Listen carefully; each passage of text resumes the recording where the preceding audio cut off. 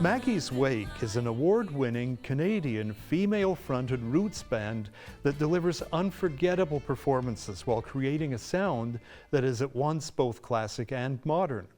They will be performing just a short drive from Kingston and a whole lot of other places in Lyndhurst, Ontario on July 26th at 7:30 p.m. Joining us via the miracle called Zoom are Tara Dunphy and Lindsay Schindler from Maggie's Wake. Welcome. Thank you. Thanks for having us. So I guess the most obvious question is, why Maggie's Wake? Where did the title of your group come from? Well, we do get asked that often. Maggie's Wake came from a band that was called Rant, Maggie, Rant that toured for well over a decade and came to a conclusion kind of through COVID times. And as that was happening, we decided we wanted to have one final celebration tour and invite a bunch of friends and special guests to come out and play with us. And one of those people was Tara. And we got together, we rehearsed the show, we played the show, and we had so much fun, we wanted to continue. So we continued, but we changed it up a little bit. We changed the music a little bit and the name. So Rant, Maggie, Rant became Maggie's Wake. I don't agree with that idea. We definitely did come together during COVID, and Rant, Maggie, Rant was a fabulous band. I look at the name Maggie's Wake as being the complete end of that, and now we have something brand new. So we're kind of honoring what was before and kind of forging our own path. So it's almost like having the celebration after somebody dies. And the big difference between the two bands is that Maggie's Wake is 100% original. Lindsay and I write all of the material for this band, which is part of it that I love the most.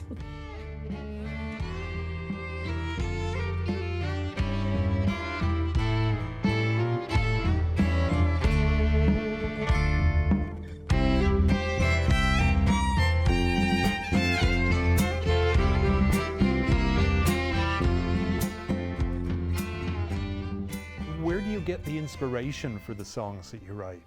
Well, for me personally, I have an Irish background, and so I grew up listening to Irish folk music, but then I also really fell in love with classic country music.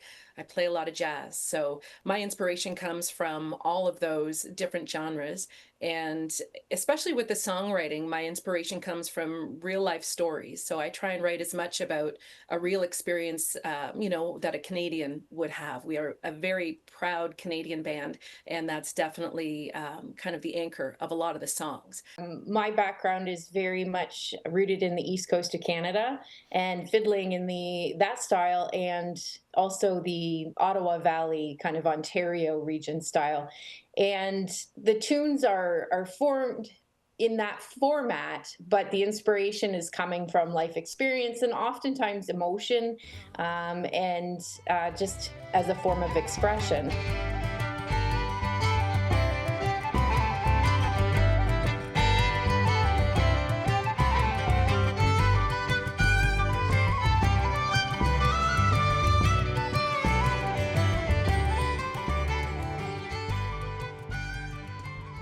You guys just recently won a major award for your first album. Tell me about that. It was the New and Emerging Artist Award at the Canadian Folk Music Awards. So it was just a huge honor to be nominated, obviously. I mean, it was a wonderful surprise.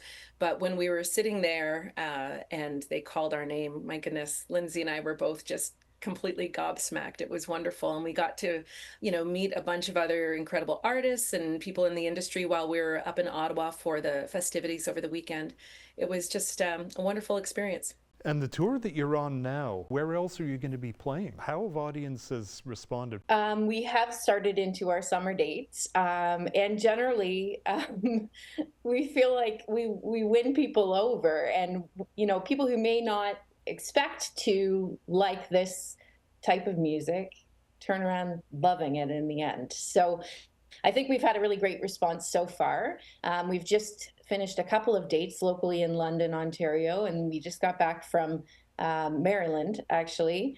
We're playing across Ontario this summer and even into Quebec. How was the Maryland gig? I mean, you're performing very Canadian music. How did the audiences there respond to it? They responded really, really well. We've actually been playing a bunch of gigs down in the States, and the response is always so welcoming, which has kind of set our minds at ease. And I mean, the truth is, no matter what your political beliefs, music is accessible to everybody and it touches everyone. It kind of overrides all those other issues. And so that part was wonderful.